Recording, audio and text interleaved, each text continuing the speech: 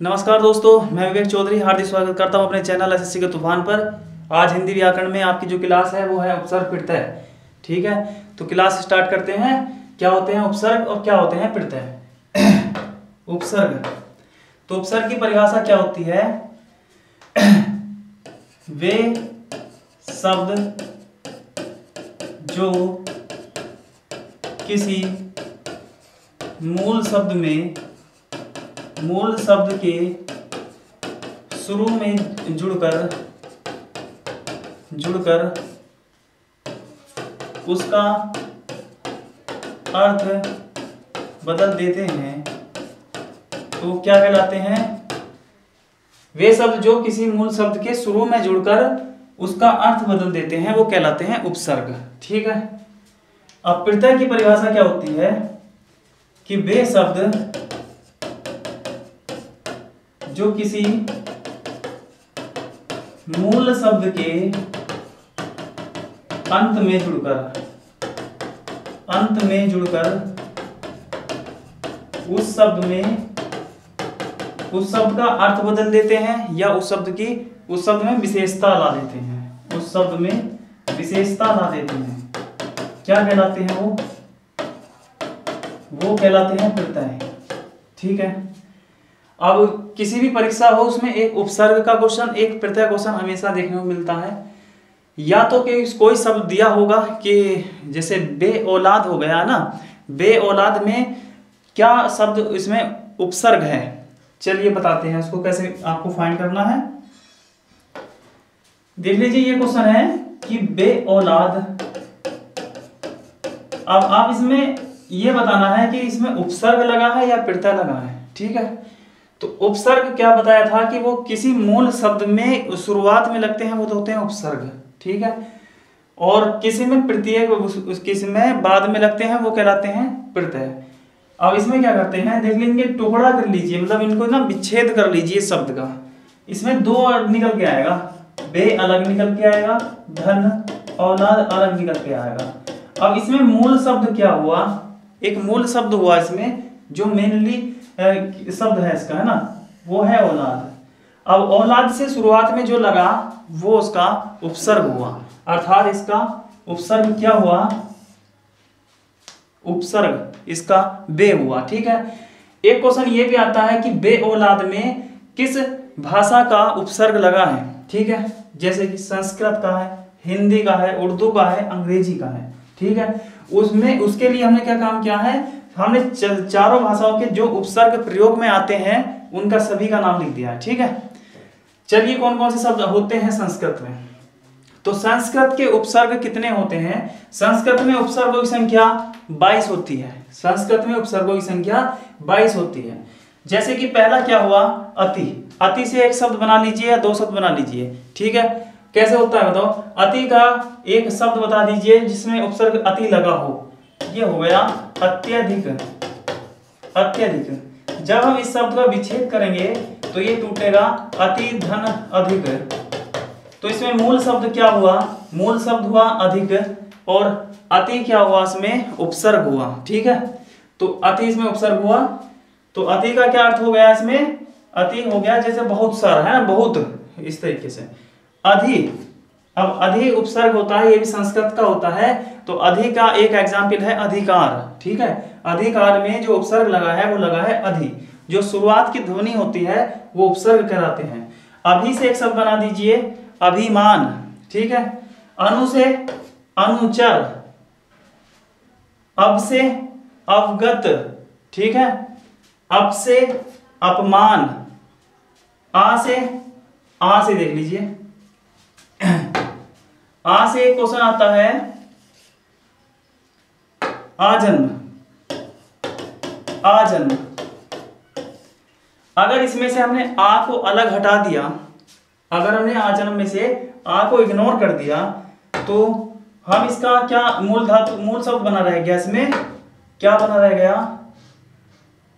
Sorry,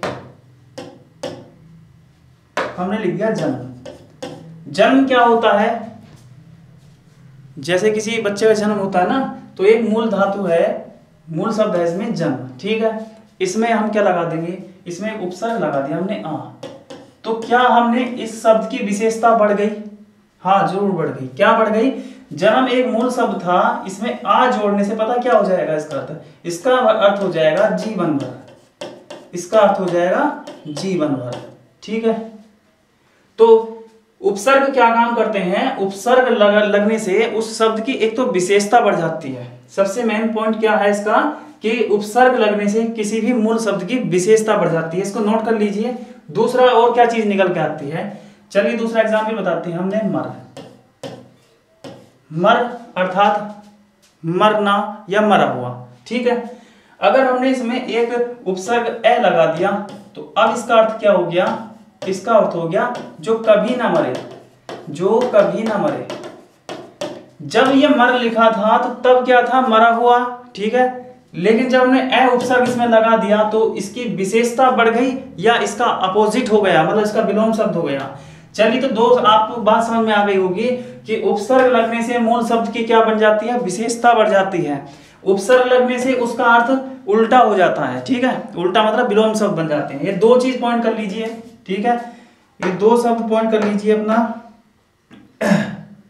ये परिभाषा तो आपने उतार लेना। ठीक है, इसको तो क्या चीज है? उपसर्ग की क्या खास विशेषता है? उपसर्ग दो काम करते हैं। उपसर्ग दो काम करते हैं। कौन कौन से? पहला, एक तो मूल शब्द में विशेषता ला देते हैं, विशेषता ला देते हैं। किसमें? मूल शब्द में। दूसरा, ये मूल शब्द का क्या बताते हैं? मूल शब्द का विलोम बता देते हैं, विलोम बताते हैं। क्योंकि कभी कभी एग्जाम में आ सकता है कि उपसर्ग का निम्नांकित में से कौन सा कार्य है या कौन सा कार्य नहीं है। तो इसके दो कार्य हैं, विशेषता ला देते हैं, दूसरा उसका विलोम बता देते हैं। ठीक है, तो ये संस्कृत के उपसर्ग चल रहे हैं, इनको तो ध्यान दें। परि से कौन सा शब्द बनेगा? परि उपसर्ग से कौन सा शब्द बनेगा? परिणाम बनेगा, परिमाण बनेगा। उत से कौन सा बनेगा? उत्साह बनेगा। ठीक है, उत्साह। उप से कौन सा बनेगा? उपमान बनेगा, उपमेय बनेगा। दुर से कौन सा बनेगा? दुर्गम बनेगा। ठीक है, देख लीजिए, यहां पर लिख दिया हमने दुर्गम। अब दुर्गम का जब विच्छेद करेंगे तो यहां आ जाएगा दु, और रे जो चढ़ा हुआ है वो आधा होता है। ठीक है, दुर धन गम। तो इसमें क्या उपसर्ग हुआ? इसमें हुआ दुर। ठीक है, सम से क्या बना? सम से एक शब्द बना लीजिए, तो सम से बनेगा संस्कार, है ना? सम से बनेगा संस्कार। ये लिखा है संस्कार। जब हम इसका विच्छेद करेंगे तो क्या बनेगा? सम। ये अंकी बिंदी जो होती है अनुस्वार, ये मैं में पहुंचेगा और उसको धन मतलब आधा लगा देंगे। ठीक है, समकार। तो संस्कार में उपसर्ग कौन सा लगा हुआ है? सम लगा हुआ है। ठीक है, दुस से क्या बनेगा?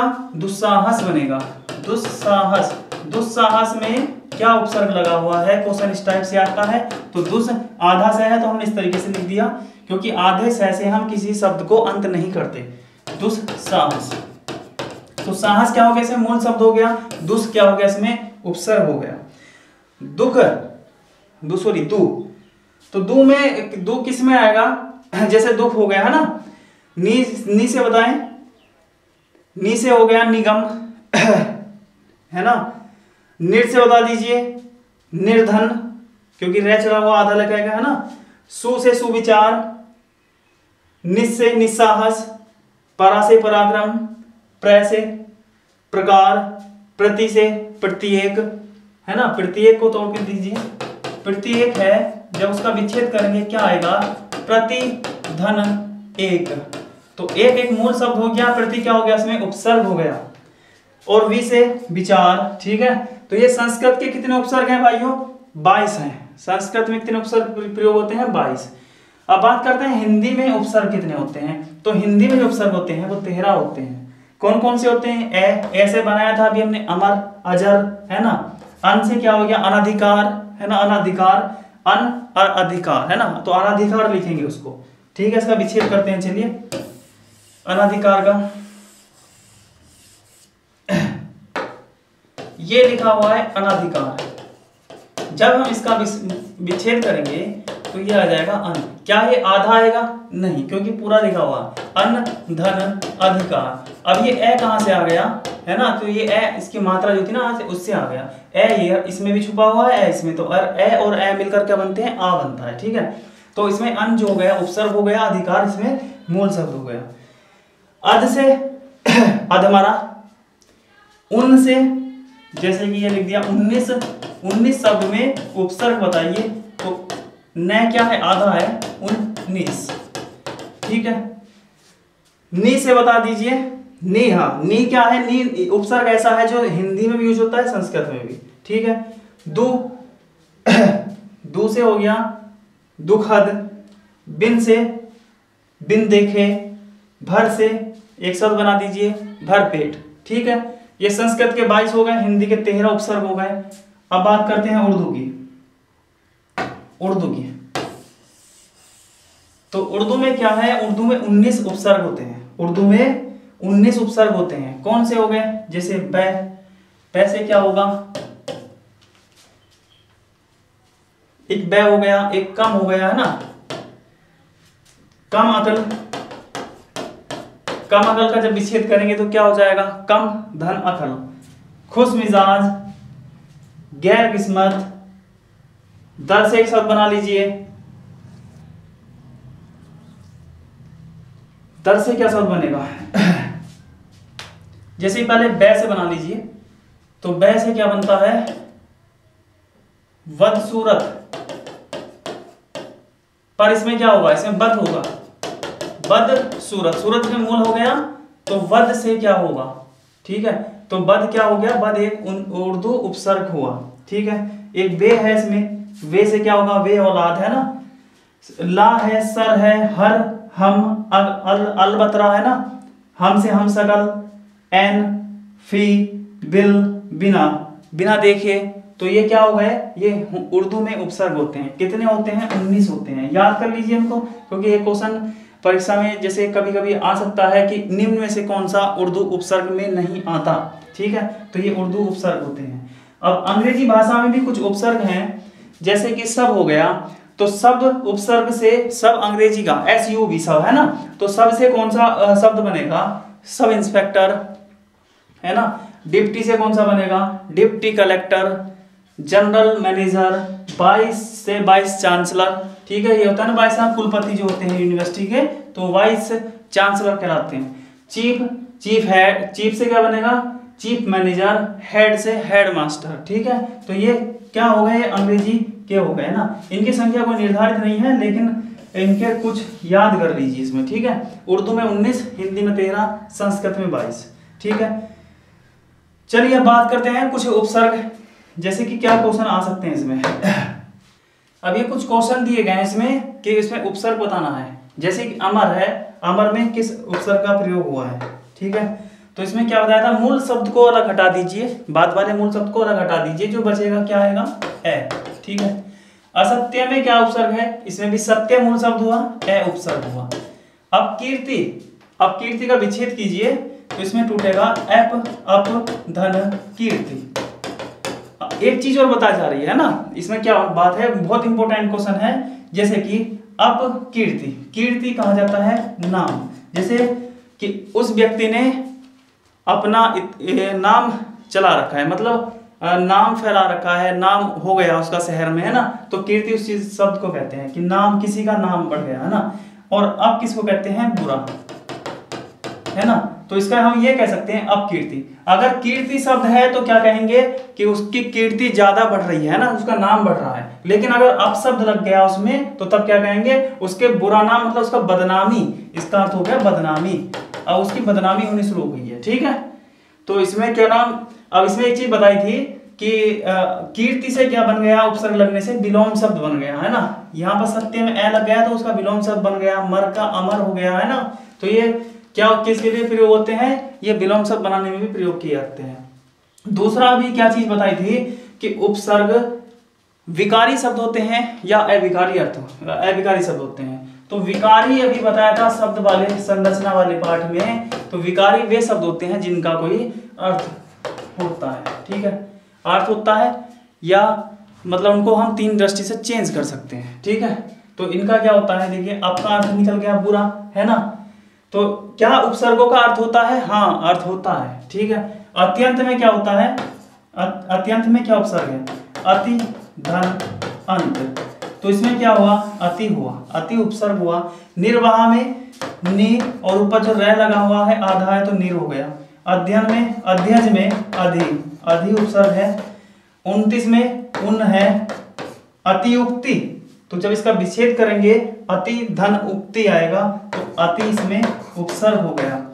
सदाचार में सबसे ज्यादा मोस्ट है, सबसे ज्यादा मोस्ट है, इसका जब विच्छेद करेंगे तो सदा नहीं आएगा, सत धन आचार आएगा, सत धन आचार आएगा। तो सत इसमें क्या हुआ, सत, सत का अर्थ होता है अच्छा आचार, सदाचार अच्छा आचार, ठीक है, अच्छा व्यवहार, तो सत इसमें उपसर्ग हुआ। संरक्षण में स पर अंकी बिंदी अनुस्वार है, तो इसमें मैं में कन्वर्ट हो जाएगा, आधा मैं में सम। प्रत्युपकार में प्रति आएगा, प्रतिदिन में भी प्रति आएगा। इस तरीके से आप उपसर्ग के कोई भी क्वेश्चन कर सकते हैं। मूल शब्द को एक तरफ हटा दीजिए, बाद वालों को जो शेष सुर में बचता है वो क्या होता है, उपसर्ग कहलाता है। चलिए बात करते हैं प्रत्यय पर, चलिए बात करते हैं प्रत्यय पर। प्रत्यय क्या होते हैं, प्रत्यय की परिभाषा भी बताई थी कि वे शब्द जो किसी शब्द के अंत में जुड़ जाते हैं और उनके शब्द में अलग विशेषता ला देते हैं, ठीक है, वे होते हैं प्रत्यय। प्रत्यय को छांटना उतना ही आसान है जितना कि उपसर्ग में। उपसर्ग में क्या कहा था कि उसके बाद के मूल शब्द को हटा दीजिए, जो शुरुआत में बचेगा वो क्या होगा, उपसर्ग होगा।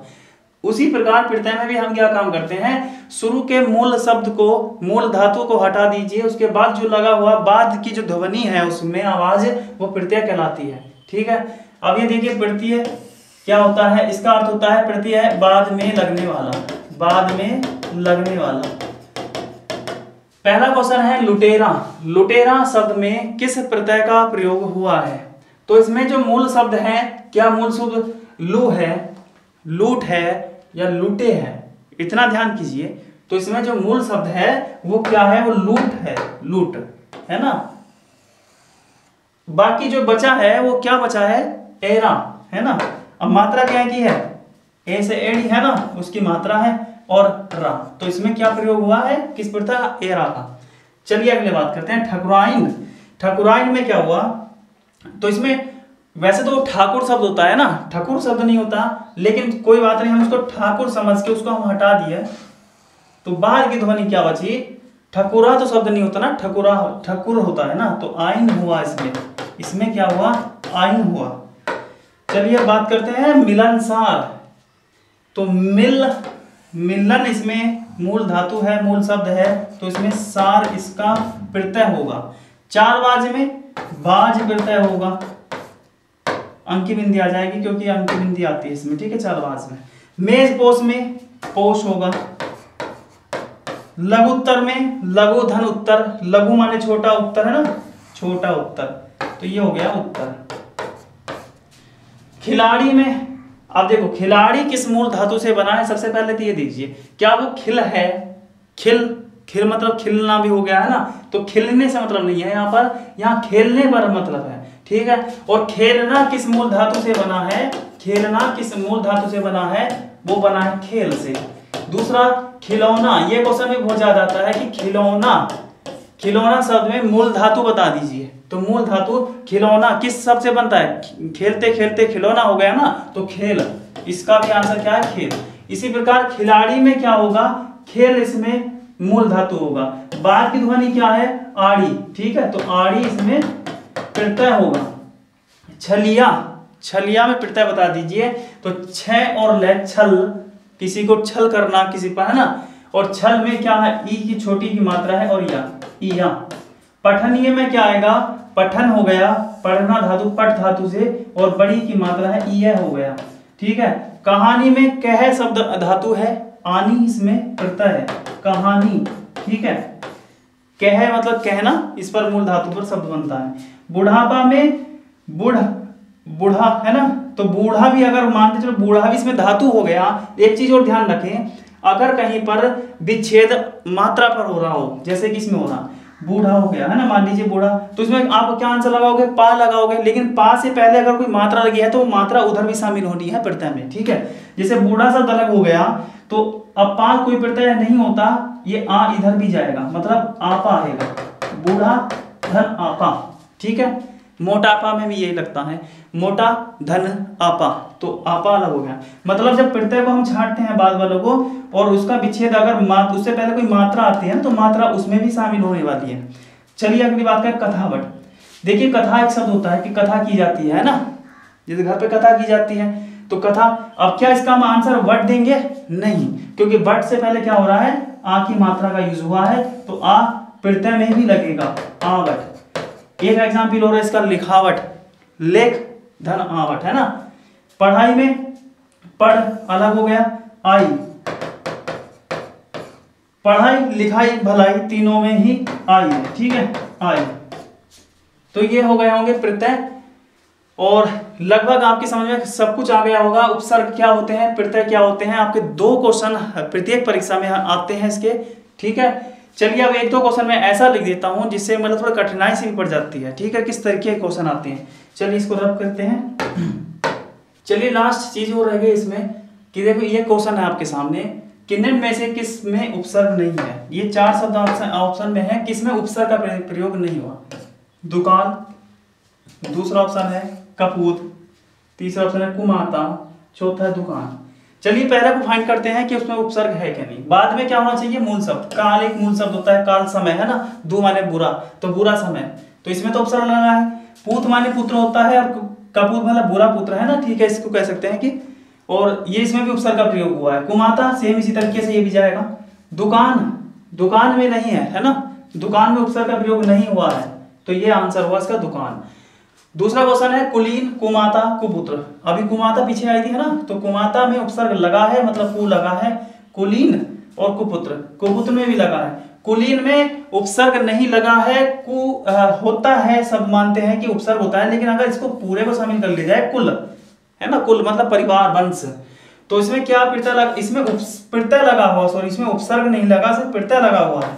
ई, हमें क्या बताना था कि किस शब्द में उपसर्ग नहीं लगा है, तो इसमें प्रत्यय लगा हुआ है, ठीक है, कुलीन। अब बात करते हैं, कुछ क्वेश्चन इस तरीके से भी आ सकते हैं कि प्रत्युपकार में कितने उपसर्गों का प्रयोग हुआ है। तो ये जो आपके सामने एग्जाम्पल मैंने पेश किए हैं, तो ये ऐसे शब्द हैं जिसमें 2-2 उपसर्गों का प्रयोग किया गया है। कैसे निकालेंगे उसको, चलिए हम बात करते हैं प्रत्युपकार में, प्रत्युपकार की, है ना। इसमें क्या होता है, इसका जब विच्छेद करेंगे तो सबको अलग कर लीजिए, ठीक है। तो इसमें कार अलग हो गया,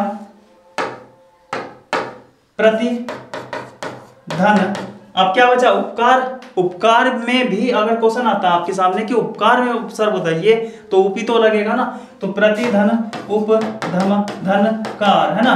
तो इसमें एक उपसर्ग क्या हो गया, प्रति, दूसरा क्या हो गया, उप हो गया, ठीक है। उसी प्रकार सुसंस्कृत, सुसंस्कृत, एक तो उपसर्ग हो गया इसमें सु, दूसरा हो गया सैपंक्ति बिंदी सम, और दूसरा हो गया कृत, ठीक है। तीसरे में बात करते हैं, तीसरे का क्या विच्छेद होगा, तीसरे का विच्छेद होगा अन, अन पे क्या है, आ लगा हुआ है, धन आ, धनहार, इसमें भी 2 उपसर्गों का प्रयोग किया गया है। समाचार को तोड़ लीजिए, सम, धन आ, धन चार, इसमें भी 2 उपसर्गों का प्रयोग हुआ है, सम का और आ का, ठीक है। अप्रत्यक्ष का तोड़ लीजिए, ए, धन प्रति, धन अक्ष, ठीक है, अप्रत्यक्ष।